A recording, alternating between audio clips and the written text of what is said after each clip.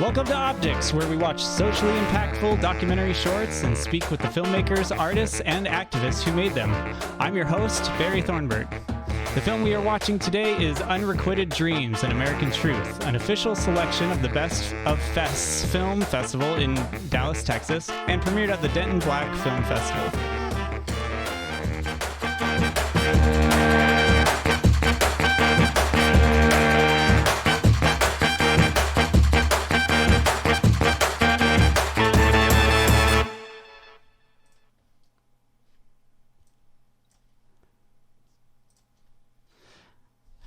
Hey everyone, we are joined today by the director Eboni Johnson. She is director for the Denton Black Film Festival Institute for Creatives, a filmmaker, and a writer.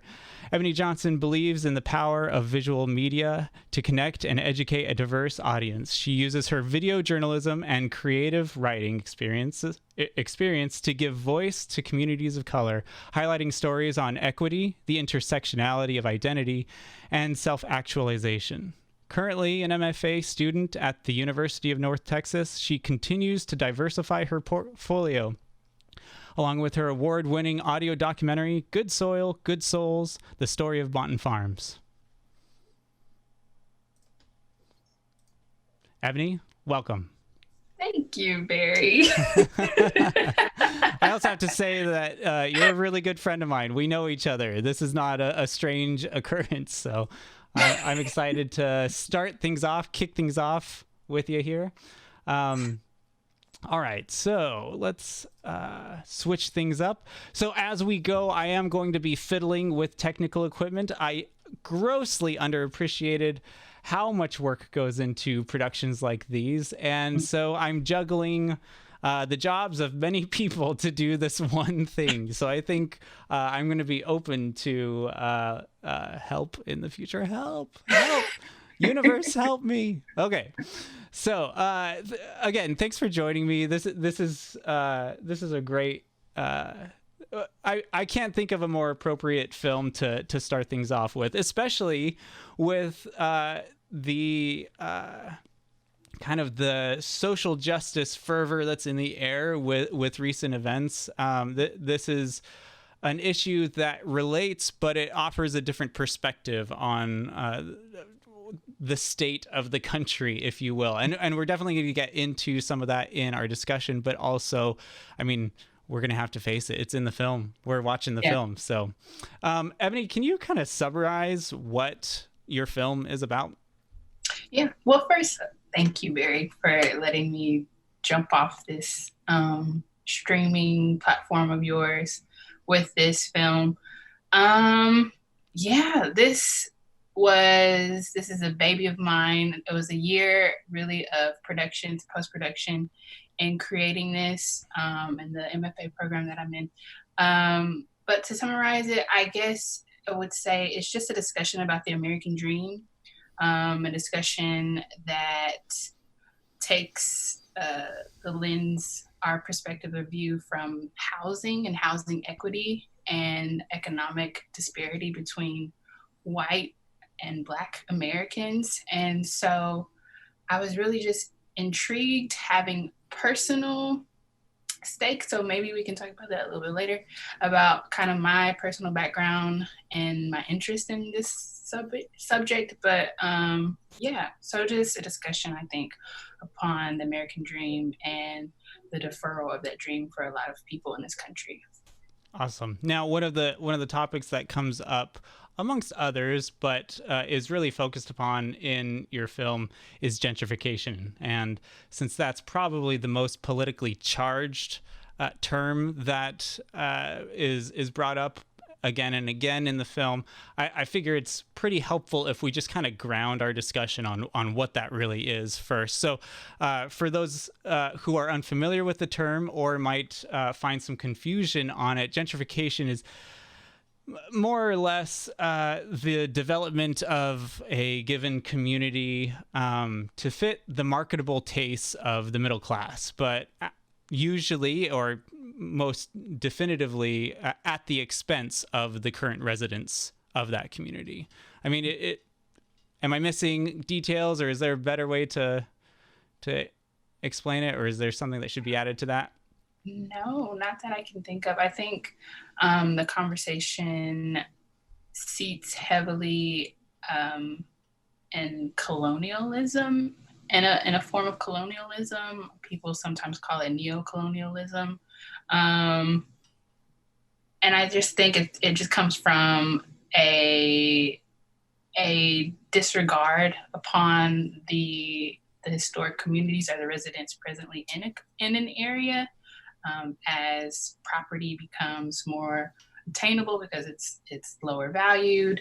So it's just a clash of beliefs and ideals, as two intersecting, I guess, values start to align or to bump in an area. But no, I have no really other context that. Well, let's see. Give me an example of just kind of maybe this is the wrong way to describe it, but give me a way of just the generic way that gentrification works, like a hypothetical example of kind of the stereotypical process of gentrification, so that especially if this is our first time really confronting this topic, we understand what it is you're talking about, why you are drawing these comparisons between colonialism and this process that is supposedly happening today, currently, right? Yeah. Well, the community that I focus on in this documentary is West Dallas, and West Dallas is currently experiencing heavy amounts of gentrification in their area. And it's really because the area is historically a lower income, impoverished area, with Black and Hispanic, Mexican American residents living there. And I would say a good percentage of those residents are at or below the poverty line.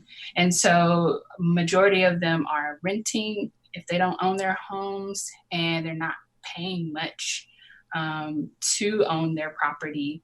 So we have a sense of low property values that becomes very enticing for developers and people who are trying to create revitalization in areas. And so we have these developers, commercial, I guess, investors coming into the area, buying up property because they have the ability to buy a lot because it's not that much. It's pretty affordable for them.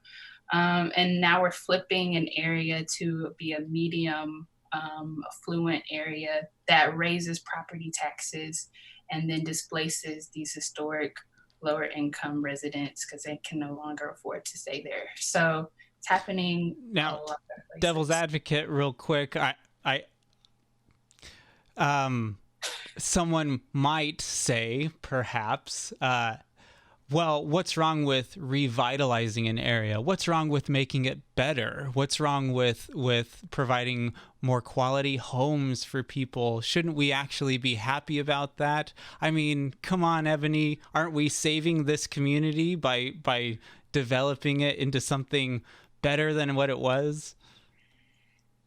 So, okay, gentrification was definitely is complex. It's a lot of gray area, and I think this is something that I could not get into with a 25-minute documentary. But what we have seen is a lot of advantage being taken of vulnerable communities, without regard for their living and regard for their livelihood and where they're going to find a place to be, after they're removed from their homes. A lot of these residents have been in that community for generations. It's a generational family that is built from nothing. And so now, as they are probably not as equitable as these developers, they have kind of essentially have to start all over again somewhere else. And that creates further segregation, as Rothstein will talk about you'll see in the film. And so it's just a lot of the developers, investors in these communities that are building these condominiums and these commercial real estate, restaurants, whatever. They're not thinking about the people in the community as their priority. It's more so like, how can we attract these affluent residents into this area? And we really don't have any space for, anybody else that can't afford to stay here. So there's a lot of things that could be put in place. So it's a mixed income type of area, but I don't think a lot of people are coming into that with that type of consciousness. So, Yeah. Well, let's see. You're a writer yourself, a poet in particular, this film, as people will see, has a heavy influence from poetry. That is a form of communication that you use quite heavily throughout the film. Why choose that when you have the whole world of communication tools at your fingertips? Why go to this form? Yeah. I am an aspiring poet, I guess. I definitely love to write creatively. Just because I don't know, I can't express myself. I'm not a vocal person. If anything, I can express myself through words, and I guess through film. So I think poetry kind of creates an evocative sense of connectivity and a rawness that some type of formalized communication can't. I think the poets that you'll see how amazing of a job they do. And I think that's probably one of the strongest pillars of this film, because it really impacts you, because I'm not trying to just throw facts at you, but also add heart, I guess, to the conversation. And give some type of lasting, tangential takeaway that is deeper rather than just logical. So yeah, I don't know. I was also really inspired by like the works of other documentary filmmakers like Marlon Briggs. He was a big reference in this film and the work that he's done. And I think as a creative color, as a filmmaker of color, I think we have a tie more to the expressive art. And we can, I don't know, it's more spiritual in a sense to me as well. So before I like start having church or anything on Sunday, but yeah, so I don't know. I think, yeah, it's a lot of different factors. Well, and I think that's something that was quite apparent to me as well. I like the way that you talked about it, how you reach your audience on multiple levels. We bring in the facts, the statistics, the kind of the cold, hard, sterile truths that we have to kind of swallow, right? And that's that can be difficult sometimes, or sometimes we can gloss over those if we're given too much, right? But then we're also given people to gravitate towards, and we can talk about them in a way. But then this poetry also gives us kind of that transcendent form of expression that, like you said, kind of hits us in a way that just the facts alone cannot, right? And I think that's it's a wonderful mix to communicate with people at. Now, talk to me about. You and I slightly disagree on this. I argue that West Dallas itself, the community that you highlight, is one of the characters of the film. And maybe we didn't capture it to the extent that you had hoped, but I feel like there is a character to West Dallas that is at least referred to. And so your film is rather powerful in that it focuses on a micro level story such as West Dallas, but nests that story into the macro level national and historical context. So tell me about West Dallas and why you think this story, why focus on West Dallas? Why not just stick to that larger focus? Why not just make a film about the United States and this issue? Yeah. I really wanted to like look in the mirror and look into my own backyard, talking to an issue like this and seeing it happen very blatantly. I mean, I wish I could have captured it better, because I think when you're in location and you drive down Singleton, which is kind of like the main street, going into West Dallas after you get in off of 75, over the new bridge they built in like 2012, you can really understand like it's a tale of two cities and they're right across the street from one another. And you can see how drastic things change and the environment changes from block to block. And so I don't know, I just really wanted to capture that, because I know in the next 5 to 10 years, I don't think that area is going to look the same at all. It's probably not going to be inhabited by the same people. And so I just felt like I had a responsibility in a sense, and I still have a responsibility to that community in a sense. Even though I'm not from West Dallas, I'm a product of a suburb of Dallas. And so again, it goes back to like my perspective of being in a suburbanized culture, understanding like urban culture, also having family in an urbanized neighborhood. I can see that clash of like two worlds and ideology. You know, I live that and I'm a product of that. And so I just really wanted to talk about that. And I think that was the best example. Well, there's other areas in Dallas definitely I could talk about, but I don't know. It really drew me. So yeah, I hope I did my best in talking about them. Yeah. We shall see. No, it's a fabulous film. Tell me about some of the other characters. We have one in particular that's highlighted quite a bit. We start off the film with him. So can you tell us about him? Yeah, Pastor Butler, which I hope he's watching. I sent him a link. Pastor Butler, he is a reverend in West Dallas, in a neighborhood called Homestead. There's a couple of different neighborhoods in West Dallas. So the neighborhood of Homestead, he's just very charismatic, warm person, and a strong leader in his community. I think very well respected and well known.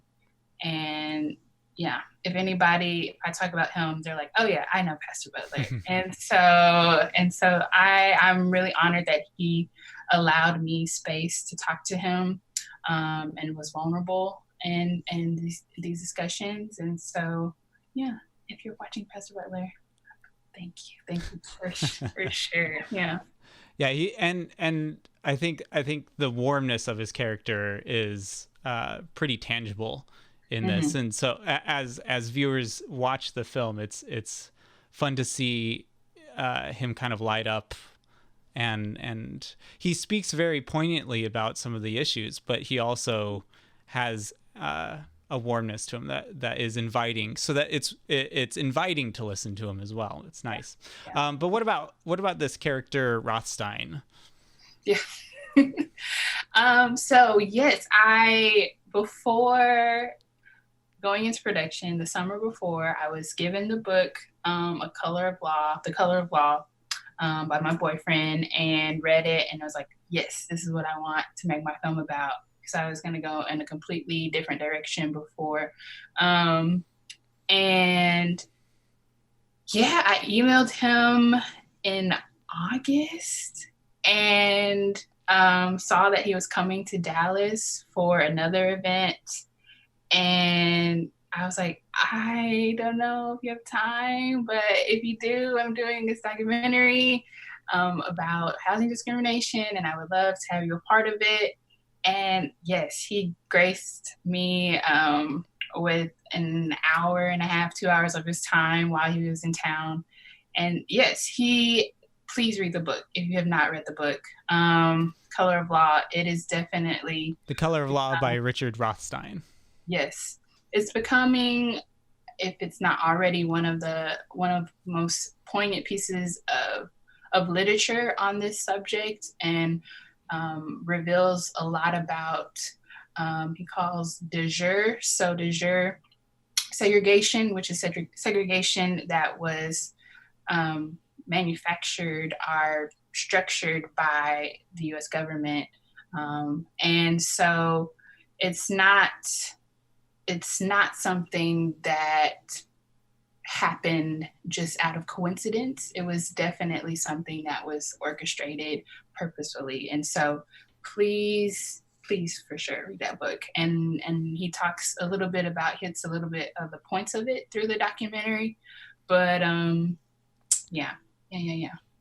Great piece of work. I remember you shoved the book in my hand and had me read the first chapter, and it is like you said, quite poignant. But I think that was the first time that I felt like I was beginning to grasp not only what gentrification is, but kind of the magnitude of it and how far-reaching its effects are. What other parts of people's lives this affects and extends into.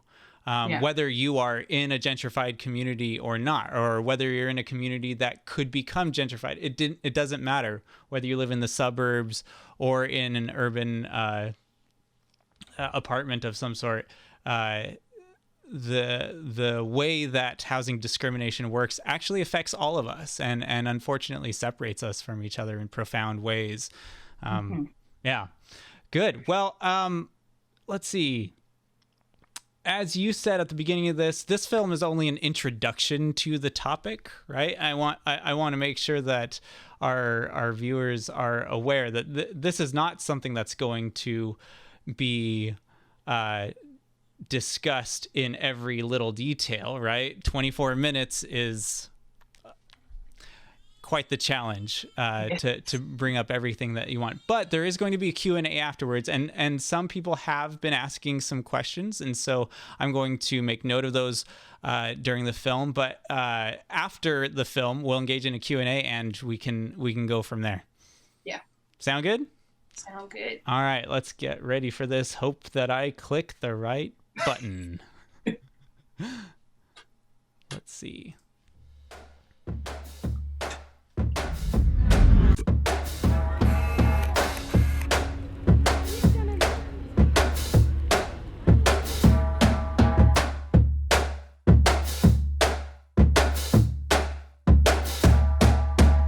Eboni, thank you so much for showing us your film. We're privileged to have had the opportunity to share in that message. Now, we're gonna launch into the Q&A, the questions and answers period. And we already have some questions asked. And if anyone has any additional questions, I'm going to be monitoring the chat room to try and pick them out. I might not be able to get to all of them for various reasons, and I apologize if I don't get to yours, but I will try and get to as many as we can.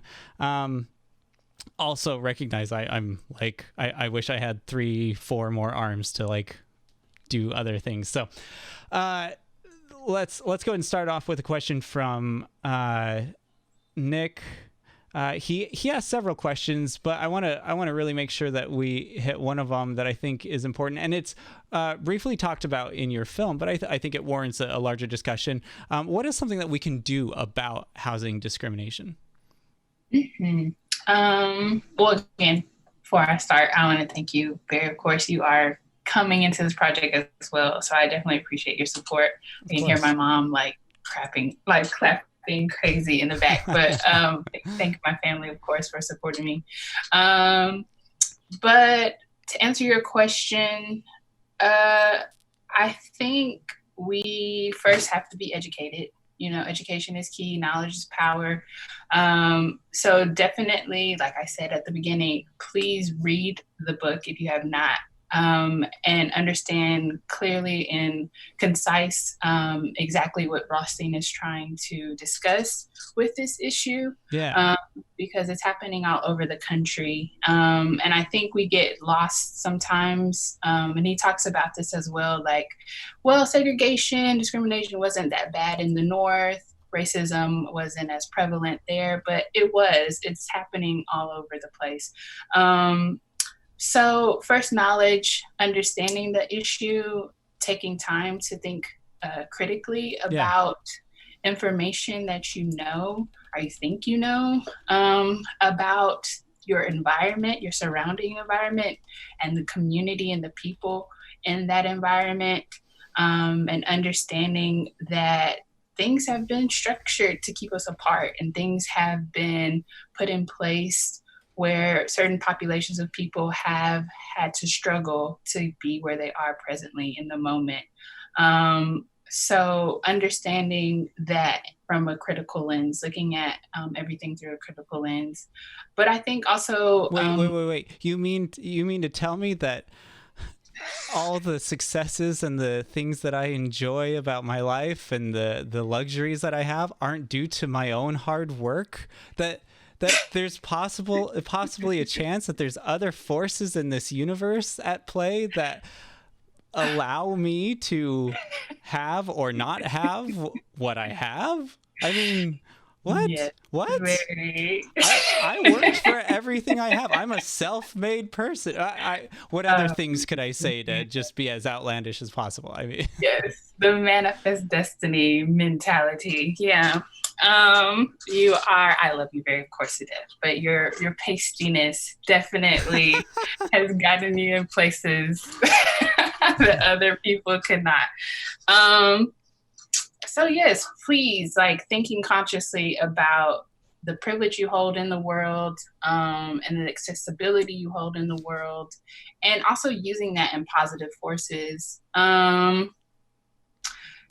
think we had a conversation offline earlier this week about this and how a lot of residents in these lower income communities are taxed to the max with their time, and they can't go to a city council meeting where they're talking about zoning because they're just trying to survive the day and have enough money to feed their family and to pay rent. So if you are able to expend yourself in ways to support people positively, and aid them, I think you should, and you should come to these places of power and authority that rule over masses, and come with very conscious thought about what's happening. Wait. Sorry, the antagonist is going crazy in my mind again. You're telling me that the solution isn't for everyone, all of those people to figure out that, like, I could possibly have some influence here? Like, I thought this was their problem. Why are you saying I should be doing something? Because it's our problem at the end of the day. I think we're having most prevalently now in society discussion about racism and about social justice. And I think we're losing the realization that we could have had these conversations so many generations, or we've been having this conversation so many generations before us, but we've always kind of kept to our corners. And that type of, I guess, separation that, like, we're seeing is forced upon us in our housing and in our neighborhoods has only further degraded our sense of understanding and connection with one another. So I think one thing that we didn't talk about greatly in the film is what Rothstein is trying to point out is the importance of mixed neighborhoods, racially mixed neighborhoods, fosters a better sense of understanding amongst each other, because I don't see you as a stereotype. I see you as a person. And so it's a thing of understanding like this issue is about all of us and for the betterment of our country and the betterment of this world, period. So, yeah.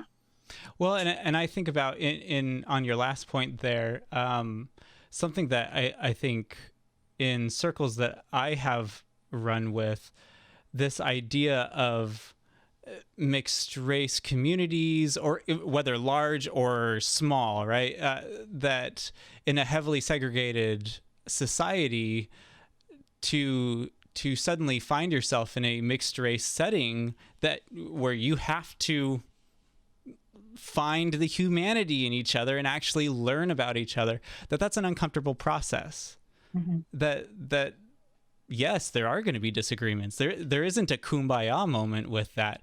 It's worth it though, that the result is what we want, right? But that doesn't mean that the learning is always pleasant and fun. That there are going to be moments of dialogue that are uncomfortable for people to get with, especially for people who come from a situation where they've never had to experience or never experienced to the same pervasive degree of systemic oppression, right? And so I've experienced hardships in my life, but that doesn't mean I understand what it's like to live in those hardships every day and to have society look at me in a way. And I won't know that, right? And even though there's a whole political machine that's trying to drum up the idea that I am living that right now, that I am oppressed because I'm white. Like, come on. I think we're being a little sensitive if that's the way we feel, right? If I feel like I'm being oppressed here. Okay, so let's move on to another question that I had. You have screened this film in various locations and to different audiences. Generally, what about the film seems to resonate most with people? Like, as far as feedback that you get, like what do people seem to focus on or walk away with? Yeah, I get a lot of comments about the poetry. I get a lot of comments about Jill in particularly. And I don't know if it's because she is like the only non-person of color poet in the film, or it's because she's the last poet in the film. But definitely the poetry, I think, is a resounding mark for a lot of people. And I think also just people coming to me like, I didn't know about this. I didn't know this was a problem. This had a name. Maybe people know about redlining, but yeah, just understanding that this is an issue. And this film was, I dedicate it for people in my generation, especially because we're not taught about this in school. This is not something that is free for discussion. So, but I live in it every day. We live in it every day. And I think it's something that we don't have language. We were never given language to discuss. And so in fact, I was given language to deny that any of this exists, right? Yeah. Like, yeah. That's yeah. the way that I was taught to talk about these discussions as a sort of, let's just imagine a world where maybe someday we'll all live in Kumbaya land, right? Yeah. And Yeah. We're in a post-racial society. Yeah, for sure. But it's happening. It's happening every day, and it's something that can, not saying be ever eliminated. I think Rothstein makes a great point, and I think one of the things that you said that stuck out to you is like gentrification. He says cannot be stopped. It's a unyielding force, but there's things that can be put in place to make it sustainably positive. So I think that has to be in the conversation as well. Or at the very minimum, hurt less people, right? Yeah. Yeah. So Gabriel asks, what did you want to include in the doc that you had to cut? Ooh. Whether for time or for, to make the film make sense or whatever. Like, is there a detail that you really wanted in the film that just couldn't be in it?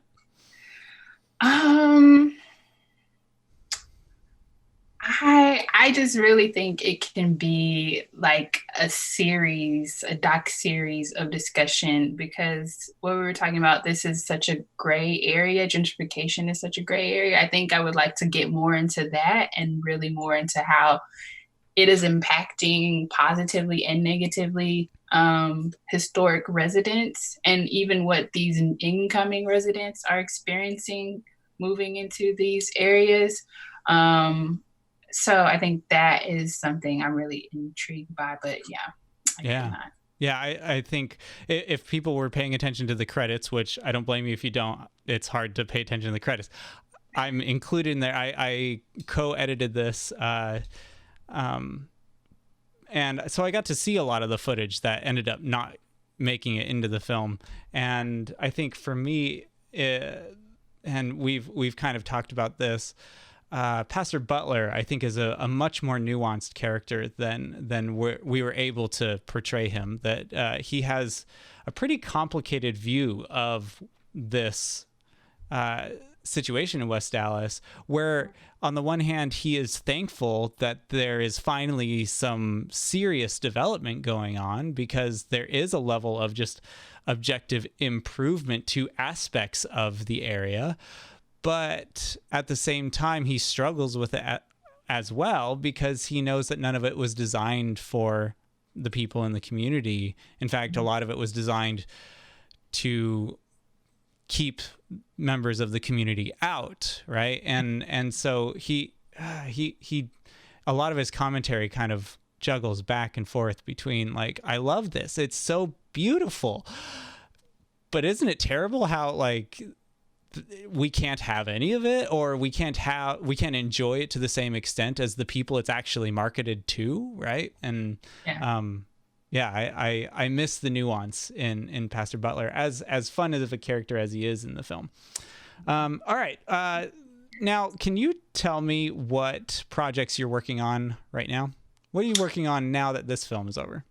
Yes. So I'm in my final year in my program. And so we are, as you know, very tasked with doing 3 films, a 3-year program. But I'm currently still wanting to work in West Dallas, working with another community set, I guess I would say, in the area, and doing an AR documentary. Can you describe AR for people who might not know? Augmented reality. So we have VR, virtual reality with the goggles, and then AR is kind of like Pokemon Go. I guess that's the best reference point. So I'm trying to work with some of the historically Hispanic neighborhoods in the area and documenting resident stories. I think, like I said earlier, these areas are rapidly changing. I don't know if they're going to be the same in the next 10 years.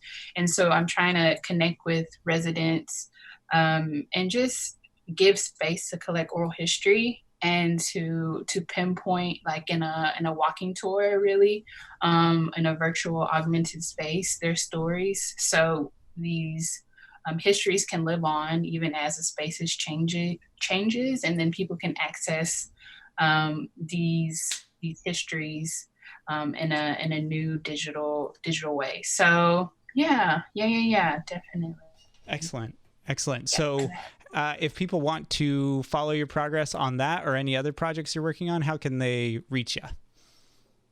Yes, I have given you a link. They can definitely sign up. I'm starting my email subscription list. So I'm going to try to most definitely keep people updated about my project and any work I'm doing. They can follow me, I think, on there. I have my Instagram, and then, of course, email me If you have any questions, I think they're all included in that one link that I gave you. So excellent. yeah. You can find that link on the website where you found the link to get to the streaming platform of choice. I have a little section and you'll see Eboni's project there and the link to her MailChimp subscription-y thing. Yeah, so sign up for email updates. You'll make sure to sell all their information to foreign companies that want to scam them, right? That's just it's a given. Like, that's just kind of the cost of doing business, right? No, of course not. But so what's your social media account? As long as we're here, I know you said Instagram is your Instagram handle is in the link, but go ahead and tell us now so that we got it. It is, and I need to make it public, but it is at Monet, MONAY _J, Monet J, on Instagram. So yes. Excellent. All right, let's see. We have a number of things to do. I want to thank you again, Eboni, for spending your time with us. Next week, please join us. We have a wonderful project called Citizen Hudspeth, and I have more details and a synopsis on the website for what next week's film is all about. But it is another film about activism and particularly what is the value of protesting, coming from the perspective of a man who's been doing it for 20 years and seen very little tangible results until recently.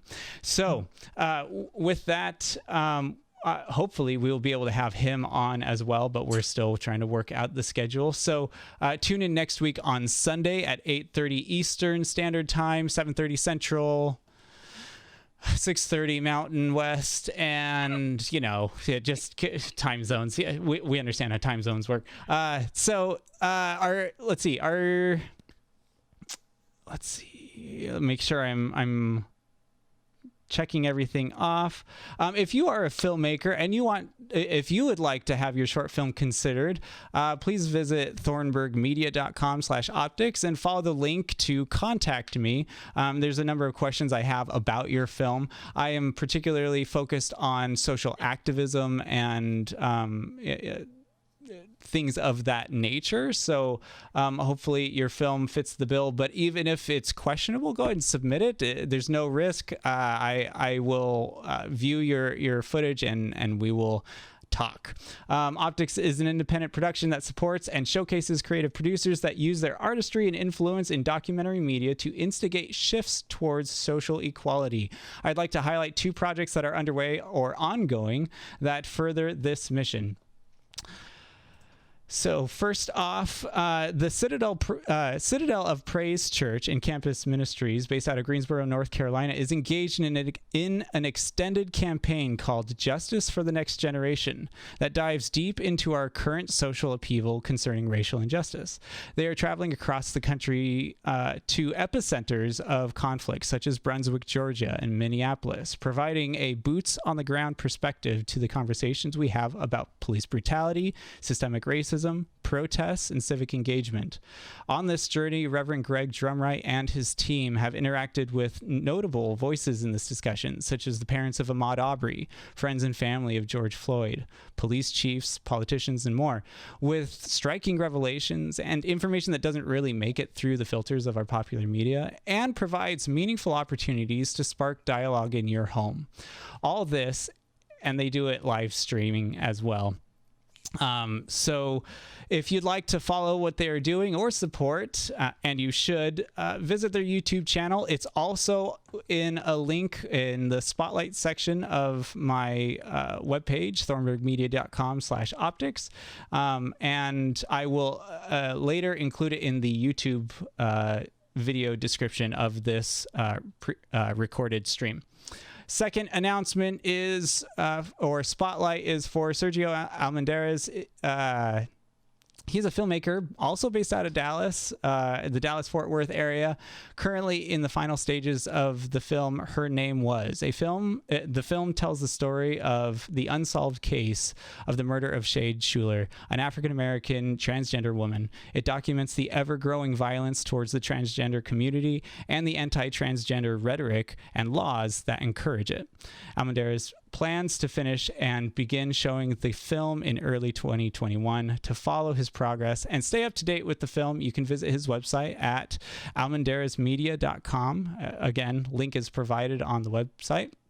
And then don't forget to sign up for email updates about Eboni's continued augmented reality project in West Dallas, documenting the stories of long-term residents in the community and the interactively showcases them for the community and outsiders alike.